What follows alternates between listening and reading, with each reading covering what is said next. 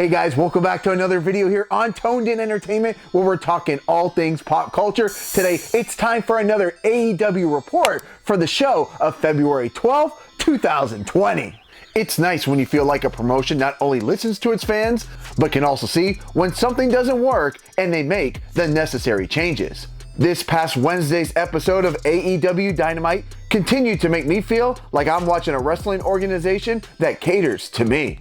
The opening match of the night was a tag team title rematch as we saw the SCU face off with the champs Kenny Omega and Adam Hangman Page. Now, while I love the Lucha Brothers and the Young Bucks, Kenny and the Hangman are quickly becoming my favorite team. The technical prowess of Kenny combined with the strength and speed of Page really make this team an absolute blast to watch. Plus, the attitude change of the Hangman over the past couple of weeks, which is a necessary change, has actually got him over big time.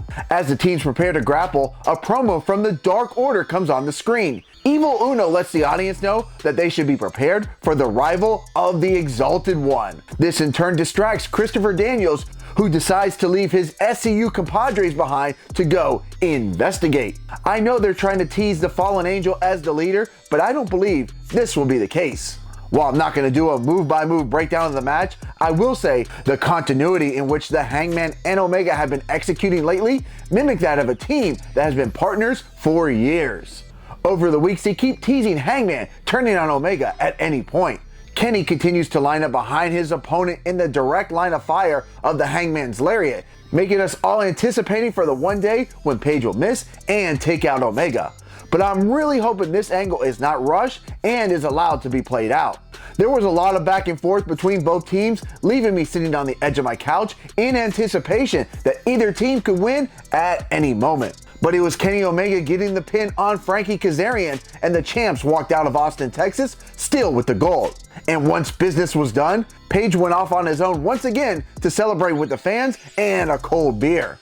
But we're not ready to move on to the next segment just yet, as the ring fills up with several of the tag teams that will compete in next week's Tag Team Battle Royal to determine who will go on to face the tag team champs at Revolution Saturday, February 29th.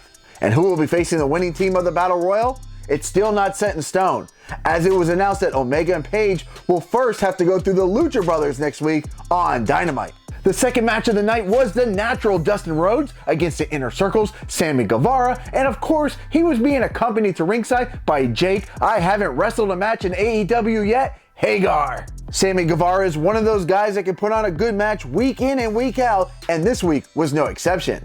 Of course, when Hagar is at ringside, you can expect him to get involved. At one point in the match, Hagar and Rhodes exchange words outside the ring.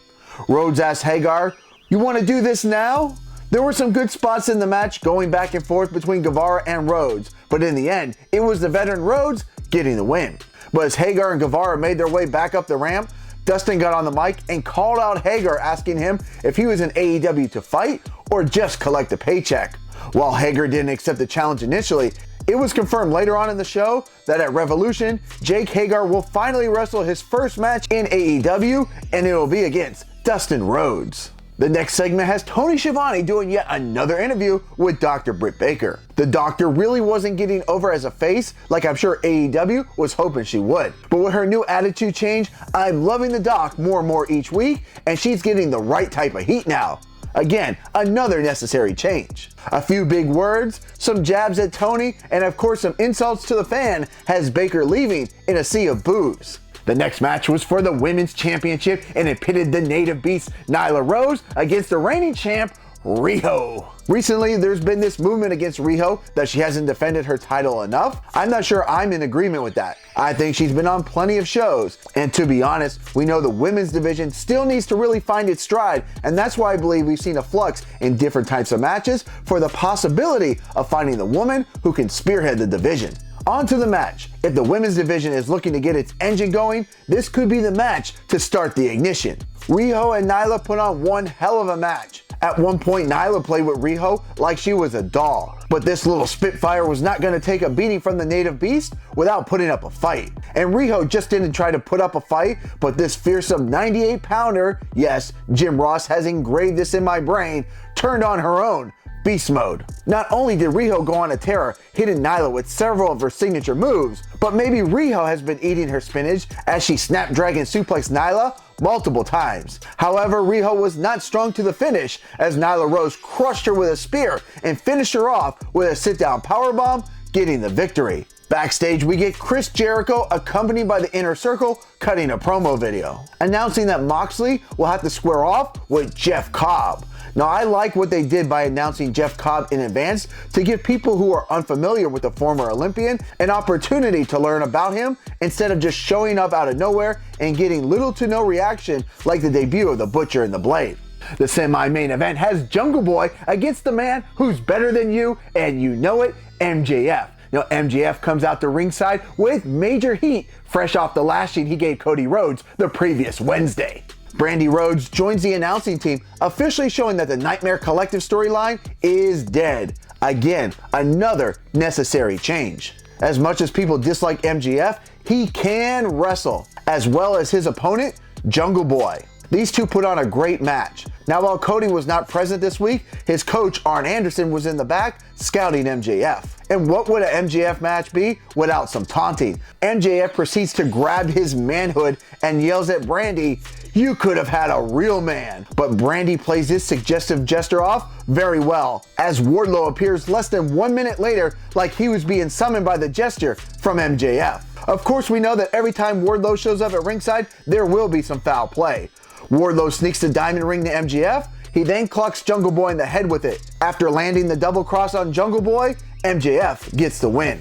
The main event of this week's Dynamite was the Inner Circle Santana against Jon Moxley. Now, if you were expecting some type of technical match with arm bars and wrist locks, clearly you haven't been paying attention lately. I was expecting a fight, and that's what I got.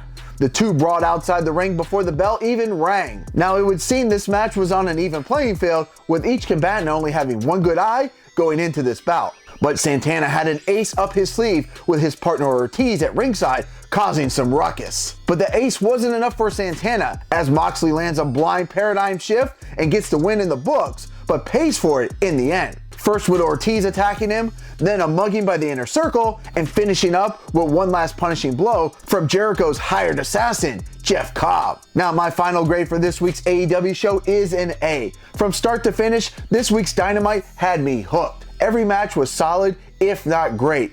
All the interview segments and promos were great and told good stories. Omega and the Hangman continued to shine as a tag team, and we have a new women's champion, Nyla Rose. Now, already announced for this coming Wednesday's show, the Lucha Brothers versus Omega and Page, the huge tag team battle royal, and of course, AEW's first cage match between MJF's attack dog Wardlow and Cody Rhodes. Now, is it too early to say I'm excited for next Wednesday? Alright guys, well that's going to do it for this week's AEW Report. Now if you guys are new here to the channel, take a look around. There's over 40 interviews here on the channel, and a lot of them are wrestling related, mostly independent wrestling. So take a look, get to know some of the guys that will be future superstars one day and might show up in AEW one day. I mean, stars like Big Swole, Chris Statlander were just recently in the independent scene, and now they're on AEW. So maybe some of the people I've interviewed will show up on the show soon as well. Alright guys, make sure you're subscribed here to Toned In Entertainment for our future videos. Subscribe to the channel. Do it. Go now. Do it now.